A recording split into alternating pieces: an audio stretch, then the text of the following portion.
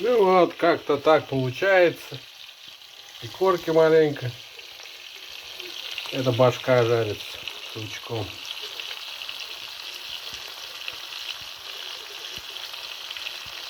А это мякоть. Сейчас все это дело с картошечкой бахнем, и будет вкусненько.